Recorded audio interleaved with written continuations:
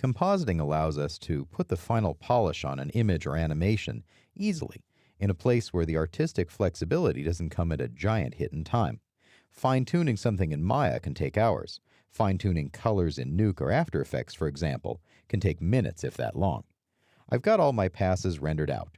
Master, beauty, spec, occlusion, all the different pieces. And I realized I forgot my depth pass. I'm going to put on depth of field in post. And so I'm going to render it out separately here in Maya. Now, if you remember it in time, you can go into your render settings and into the passes, and this is where we'll add in our scene passes such as depth, camera depth or camera depth remapped, which records a Z depth from the camera, and that way we can use it to drive depth of field. You can also add on other passes such as motion vectors, which allow us to describe motion in a scene and apply a blur later. We can put on different things like incandescence and glow source to describe where objects are bright, such as our light bulbs. We can also do this with a mask, as I've shown. It's really up to you how you'd like to get those images out, as long as you've got the flexibility for compositing later. What I'll do, though, is render off a simple image for depth and then extract out that depth pass and bring it into Nuke. This is a useful workaround in case you've rendered your beauty pass and it's prohibitively expensive to go back and re-render with a render pass. What I'll do is actually use Maya software, and this is a great place to use it. I'm going to name my file prefix here, Interior Sky, DZ for depth.z.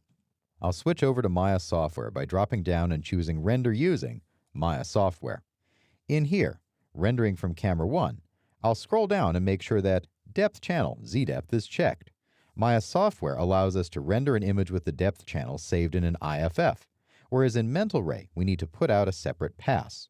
I'll make sure that my image format is set to IFF, and in the Maya Software tab, change my edge anti-aliasing to highest quality using the multi-pixel filter and setting it to match Gauss at 2x2, which matches my beauty pass. Now what I'll do is get a material on everything, right-clicking on the master layer and selecting the objects in the layer, right-clicking and choosing Assign New Material and Lambert, so everything goes gray. This is a temporary or working file, so I'm going to make sure not to save over my existing file. Alternately, I could do this on a new render layer. Now when I'm ready, I can hit render. The beauty part of this render will look terrible. It will be completely blown out. But the part I want, the depth, will be generated very quickly. I'll make sure I'm in camera 1, and I'll hit render. The neat part is that you can do this depth pass well in advance of your beauty pass being done.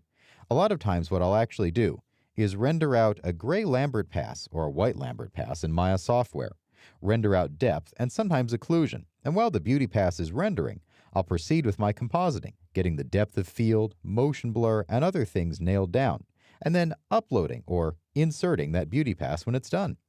Now that this is done, I've got, well, a blown out image, but I've got a depth pass on it. Now I'll open up my Explorer and go into my exercise files in the Images folder in my project. Here in Images in the temp directory, I'll go into the master layer. What we can see here is that as part of the rendering, Maya has created folders for each of my render layers and put those images in there. I'm in temp because I've rendered out still images for this particular exercise. If you're rendering out a sequence, it'll go in the root images folder. I've got two files in the master layer folder. BT is my beauty pass, and depth.z is my depth. I'll open it in fcheck, either by choosing fcheck from the file menu or associating it with IFFs. When I've got this image open, I'll go to the Z buffer by clicking on Z. If you're opening a sequence, make sure you choose Open Animation and check Z buffer as part of it.